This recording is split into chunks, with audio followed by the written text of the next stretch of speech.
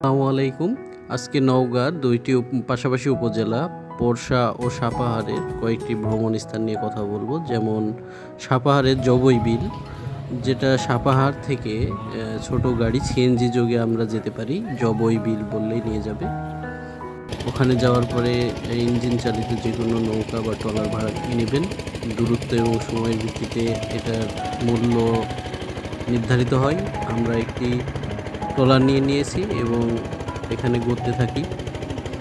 এখানে সময়ের সাথে সাথে যেন এর রূপ পরিবর্তিত হতে থাকে।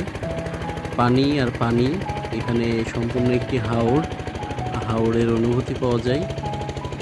অল্প কিছু সময়ের সাথে এর মেঘের রঙের সাথে যেন পানির রং পরিবর্তিত হতে থাকে। আর মাঝে একটি করজ গাছ, এই গাছটি যেন তার সৌন্দর্য আরও বাড়িয়ে দিয়েছে। তাছাড়া আমরা উপভোগ করতে পারবো সেখানে হাজার হাজার হাঁসের সাঁতার, যেন মনে হবে জীবন্ত একটি হাঁসের খামার। আর আরও বলে রাখি, জবই বিলটি একটি মাছের অভয়ারণ্য। এখানে একটি নির্দিষ্ট সময় পরে মাছ ধরা শুরু হয়।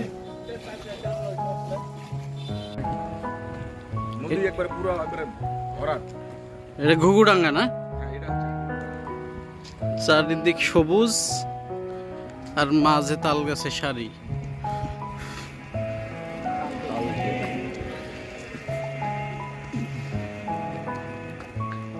তাল গাছগুলো লিস্টিস দেয় না? এটা হচ্ছে সাধনচন্দ্র মজুমদার।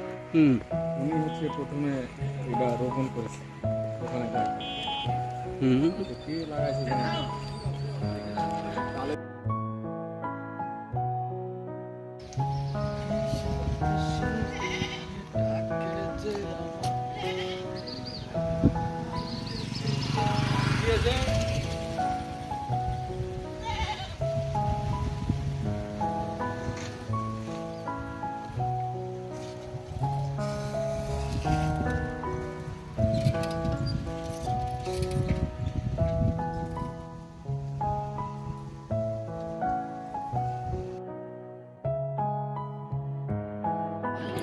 সেই পুনর্ভবা নদী,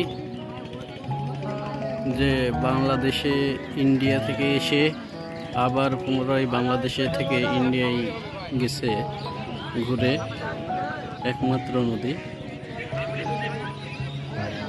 উত্তরবঙ্গের নওগাঁ জেলার পোরশা, এখানে বিজিবি ক্যাম্প,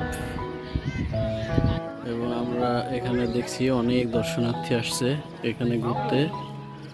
নৌকায় যাওয়ার ব্যবস্থা আছে, অনেক দর্শনার্থী নৌকায় ঘুরতেছে আমরা দেখছি। নদীটির অর্ধেক অংশ বাংলাদেশে, অর্ধেক ইন্ডিয়া। আমরা ওই পাশে যে অংশ দেখছি সেটা ইন্ডিয়া।